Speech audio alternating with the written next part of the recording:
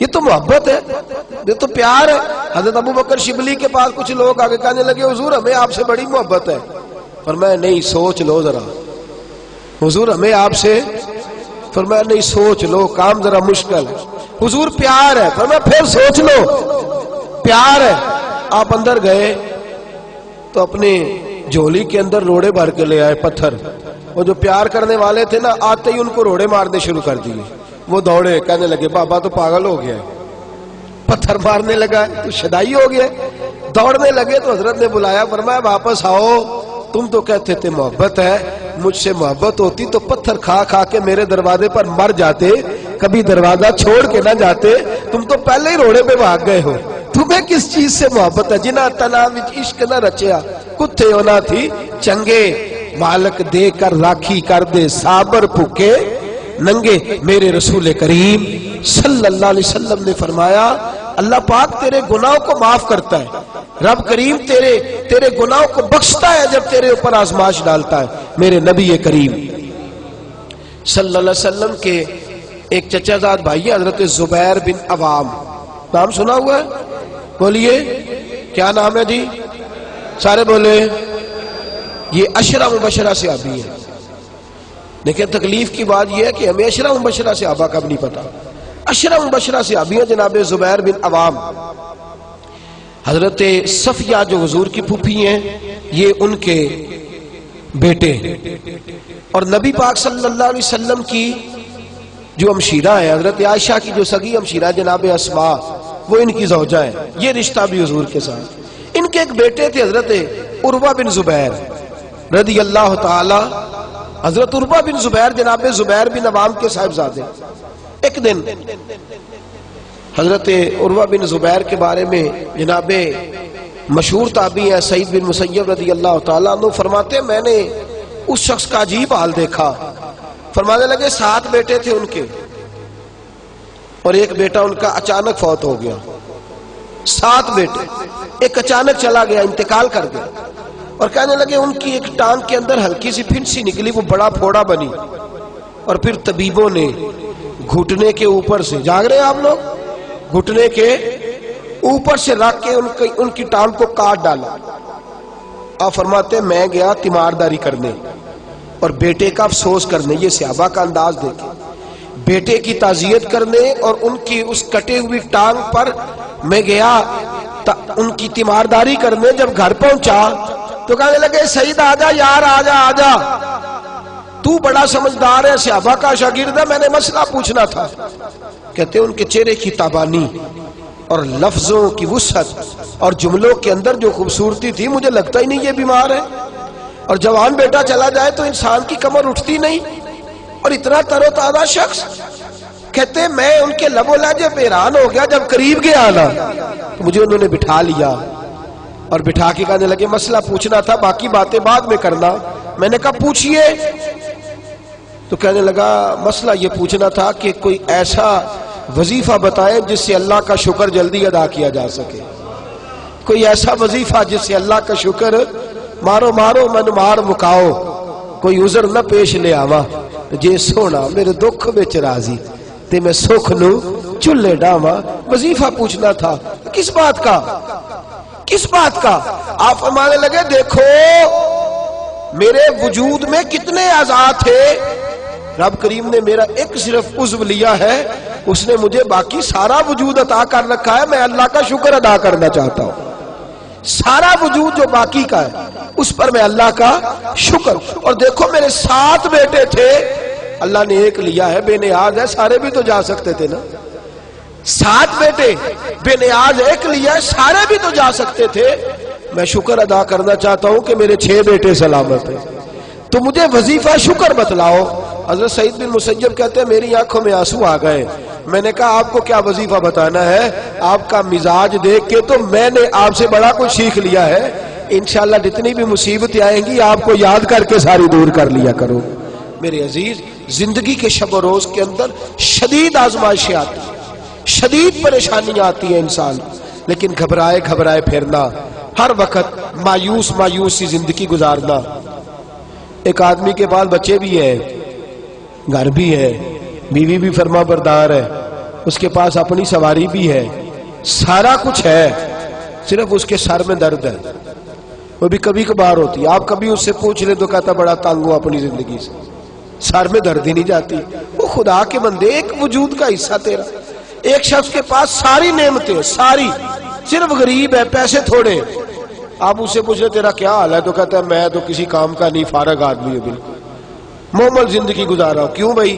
کہتا ہے پیسے ہی کوئی نہیں، بچے ہیں، گھر ہے، رشتہ دار سب اچھے ہیں، دوست بہت اچھے، معاشرے سوسائٹی کے اندر مقام، لوگ میری عزت کرتے ہیں، کمی کس بات کی ہے؟ کہنے لگا پیسے ذرا تھوڑے سے کم ہے۔ خدا کے بندو، صرف وہ ایک نعمت جو وقتی طور پر تمہاری نظر میں تمہارے پاس کم ہے، اس کو روتے رہتے ہو، لکیر کو پیٹتے رہتے ہو۔ جو خدا نے بے حساب نعمتیں دی ہیں، لاتعداد بندہ نوازیاں فرمائی ہیں، ان کی طرف ہماری توجہ نہیں جاتی۔ نبی کریم صلی اللہ تعالی علیہ وآلہ وسلم کے ماننے والوں نے جب حضور علیہ السلام سے ان چیزوں کا ذکر فرمایا تو نبی پاک صلی اللہ علیہ وسلم نے مختلف دلائل ارشاد فرمائے۔ اگر آپ ٹیک چھوڑ کے بیٹھے تو میں آپ کو اگلی حدیث سناؤں، اگر آپ تھوڑا ٹیک چھوڑ کے بیٹھے تاکہ آپ کو نیند نہیں آئے تو میں اگلی بات کروں۔ توجہ ہے اب حضرات کی؟ امام باقی حضرت عبداللہ بن مسعود سے روایت کرتے ہیں، بڑی حسین حدیث ہے، یہ آپ نے یاد رکھنی ہے۔ رکھیں گے انشاءاللہ تعالی؟ زور سے بولیے انشاءاللہ، اس کو یاد رکھنی ہے۔ نبی پاک صلی اللہ علیہ وسلم فرماتے ہیں 3 بندے اللہ کی بارگاہ میں کھڑے کیے جائیں گے قیامت والے دن۔ کتنے بندے جی؟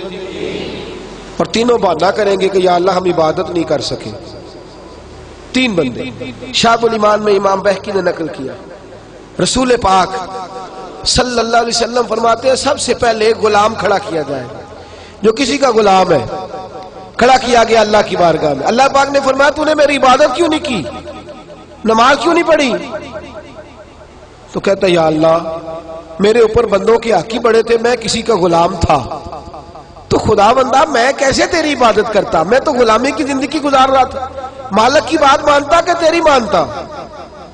میرے نبی پاک صلی اللہ علیہ وسلم کے صحابی فرماتے ہیں اللہ کریم حضرت یوسف علیہ السلام کو بلائے گا اور جناب یوسف کو اس کے سامنے کھڑا کر کے کہے گا یوسف اسے بتا تو نے کتنی قید کاٹی ہے، اسے بتا تیرے بھائیوں نے تجھے کنویں میں پھینکا ہے، اسے بتا تو نے کتنی تکلیفیں صحیح ہیں۔ حضرت یوسف جب بات کر رہے ہوں گے تو رب اس سے کہے گا میرے یوسف نے تکلیفیں بڑی صحیح ہیں پر سجدہ ایک بھی قضا نہیں کیا، سجدہ ایک بھی۔ تو بتا تو زیادہ غلامی میں تھا کہ یوسف زیادہ پریشانی کے عالم میں تھے؟ وہ کہیں گے نہیں یا اللہ یوسف ہی تھے۔ فرمایا پھر تو میری بارگاہ میں بہانے کرتا ہے، میری بارگاہ میں بہانے کرتا ہے؟ اللہ اکبر۔ میرے نبی کریم صلی اللہ علیہ وسلم فرماتے ہیں رب کریم فرمائے گا اس سے جو تاجر تھا بھئی تو نے نماز نہیں پڑھی، عبادت نہیں کی، میرا ذکر شکر نہیں کیا، تو عرض کرے گا یا اللہ میں تاجر تھا، میری ڈیوٹیاں بڑی تھی، کاروبار بڑا پھیلا ہوا تھا، یہ اللہ خیر کرے آپ کو چیزیں پوچھ لے میاں صاحب نماز نہیں پڑھتے، کہتا میں نے ٹائم کوئی نہیں نماز پڑھنے کا۔ تو میں نے کہا بڑی اچھی بات ہے، اللہ خیر فرمائے، اللہ معاف فرمائے، اللہ اپنی رحمت کرے، ٹانگ ٹوٹ جائے نا آج تو لٹا لیں گے ڈاکٹر صاحب، 3-4 پلیٹیں ڈال لیں گے، 6 مہینے کام کو نہیں کرنے دیں گے، تو پھر آپ کا کیا خیال ہے آپ کے بچوں کی روٹی عرش سے گرے گی؟ کھائیں گے کھانا کہ نہیں؟ نظام روک جائے گا دنیا کا میرا خیال ہے۔ جتنے تاجر فوت ہو گئے اس کے بعد تجارت ختم ہو گئی دنیا میں، بہانہ کرتے ہم۔ میرے نبی کریم صلی اللہ علیہ وسلم فرماتے تاجر سے پوچھا جائے گا تو نے عبادت کیوں نہیں کی، عبادت کیوں نہیں کی؟ تو عرض کرے گا یا اللہ کام بڑے تھے، تجارت لمبی چوڑی تھی، پھیلی ہوئی، ادھر بھی ڈیوٹی ادھر بھی ڈیوٹی، وہاں بھی جانا یہاں بھی جانا۔ اللہ حضرت سلیمان علیہ السلام کو بلائے گا اور بلا کے کہے گا سلیمان تو پوری دنیا کا حکمران تھا اور پوری دنیا کی تجارت کرنے والا تھا، تو زیادہ مصروف تھا کہ سلیمان زیادہ مصروف تھے؟ حضرت سلیمان علیہ السلام بتائیں گے کہ میری کتنی ڈیوٹی تھی، صرف ایک گھر کی نہیں، ایک وطن کی نہیں، ایک صوبے کی نہیں، پوری دنیا کی۔ اور ساتھ حال یہ ہے کہ صرف انسانوں کی نہیں، جنوں کی ڈیوٹی بھی میری ہے، زمین پر بسنے والے جانوروں کی ڈیوٹی بھی میری ہے۔ اللہ فرمائیں گے یہ اتنی مصروفیت کے باوجود ہر وقت میری بارگاہ میں جھکا رہتا تھا، تو ہی زیادہ مصروف تھا۔ تیسرے ایک بندے کو بلایا جائے گا جو مجبور تھا، بیمار تھا، پریشان تھا، اس کو بلا کے اللہ فرمائے گا تو نے عبادت کیوں نہیں کی؟ یا اللہ میں بیمار رہتا تھا، یا اللہ میں پریشان رہتا، میں مصیبت میں رہتا تھا، تو نے مجھے آزمائش میں ڈالا تھا۔